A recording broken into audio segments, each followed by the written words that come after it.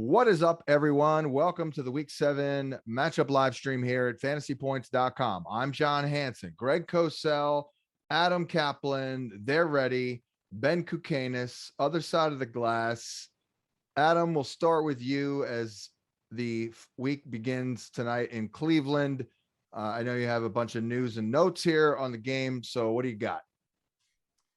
Well, we could just start with some of the lineup changes. I got a scouting report on D'Ernest Johnson from someone who scouted him in college. So he kind of gave me what he remembers. And what happens, he had a draftable grade by teams, but what happened is he had an awful pro day. He ran a 4.8, which is obviously, that's like a linebacker's defensive lineman 40. Hey, wait a second. That's what I ran in college. Did you? I thought you said you ran, didn't you tell us you ran better than that? No, I ran a 4.8. So what do you mean? I resemble that remark. Yeah, you do. Technically, you do. So that's hilarious. That knocked him out of the draft. We've seen him. He's a cutting and slashing type running back. He his senior year though, he did handle 16.1 carries per game. So he's shown he can handle volume, but that was at the college level. John, this is the $1 million question, and my sense is they won't change. And I know it's not Mayfield, it's Keenum. They still have a profile of what they do on offense. I'm sure they'll still come out running what's his name? Landry's going to play tonight, coming off the MCL. What about them two tackles? What about the two offensive tackles? They both worked yesterday. I know they were hopeful. They said they were hopeful they'd be able to play. But they're still going to run them. I still say they come out running. I still don't think they'll change. Sure. That's their profile, and that's what they do best. It's funny. I saw a lot of people spending a ton on D'Ernest Johnson. A ton. And Chubb's got a calf strain. So who knows if we'll play the following week. Yeah, well, D'Ernest is actually averaging 5 yards a carry on the career. There was a game, I thought it was 2 years ago, but it may have been last year, where you had to kind of be the guy, and it wasn't bad at all. So he'll get you 11.9 points if you're desperate. Keenum's a guy probably looking in the middle of the field, so Jarvis could catch some balls, but it's a nightmare for fantasy other than D'Ernest Johnson, honestly. And for Teddy, getting the numbers up, the numbers have been up, but that's due to volume. Not going to get that bad weather game.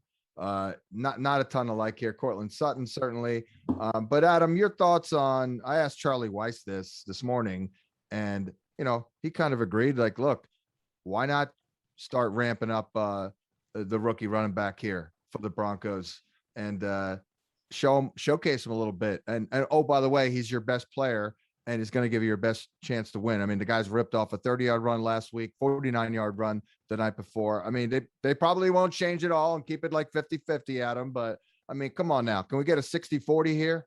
Yeah, it looks like there's no rain, but it's going to be windy anywhere for game time. It looks like first half 20 miles an hour. So yeah, absolutely. Plus if I know Teddy's pushing to play, if he gets cleared to play, he's now has 2 injuries, a quadriceps injury is his new one. You got to come out trying to run. To me, I would not ask Teddy Bridgewater to throw very much. He's tough to watch. Yeah. Talk about a team. We talked about this before the season started. We knew I know they were going to go after Rodgers if most people around the league thought they would. If Rodgers had become available, but he wasn't. They're going to do some significant quarterback next year. They're a great very good quarterback away from being a 10 to 11 win team. That's how good their defense is. Yep. We should note that Greg Cosell actually has it written in his contract. If a matchup is so boring, he is not required to talk about it. So that's how bad this one is. Especially it depends. The weather is the big factor here too. I was asked about Keenum by someone else, and I agree with Adam. I think their offense will be exactly the same. The difference, of course, is when you get to 3rd and long, Mayfield can make certain throws that Keenum can't. But in terms of what they do tactically and their approach, that will be the same. Yeah. Yeah. You haven't seen a lot of Teddy, and certainly haven't seen Keenum. I have seen Teddy, but there's not a lot to say about it. Oh, one of those, if you don't have something nice to say nothing at all situations. Well, you hit it on the head. He gets a lot of volume late in games. Yeah. Is it, by the way, is he still checking the ball down a lot? Is it still not, he's passing up on throws that he should make? He seems to be a little more aggressive. He has to become a little more aggressive because they've been down in some fourth quarters when you can't throw 4-yard balls. Right. True. Right. Yeah. Well, let's go to Cincinnati and Baltimore. Greg, and you've been watching Burrow. Yeah. Handling that blitz pretty well, I see. And Ravens a little blitz probably more than most. Yeah. I think, it's funny. How's Burrow playing? Yeah. I think Burrow's playing well, but I think Burrow has a little bit of risk taker in him. And I think that he needs to channel that. I think experience will help him with that. But he sees it. He knows where to go. He's aggressive attacking one-on-ones.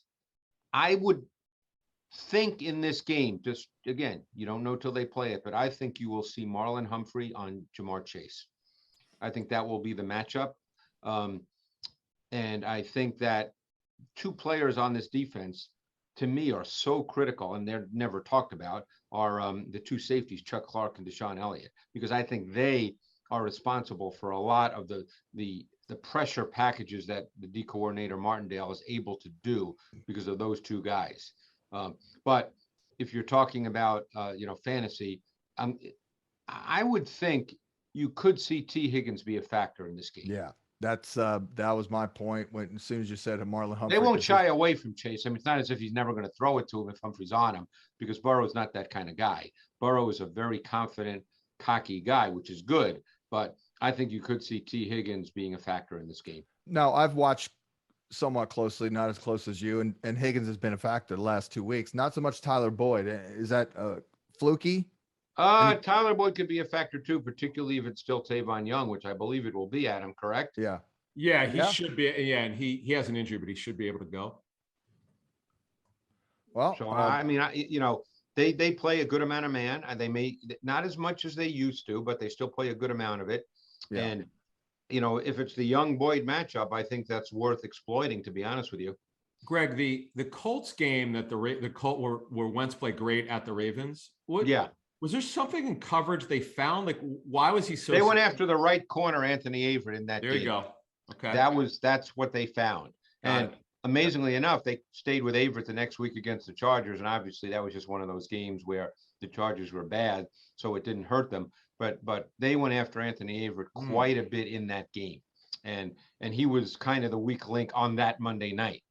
I don't think he's a bad player, but I don't believe they'll look to match him up with any consistency on Jamar Chase. Ravens playing man-to-man, 4th highest rate in the league. Yeah.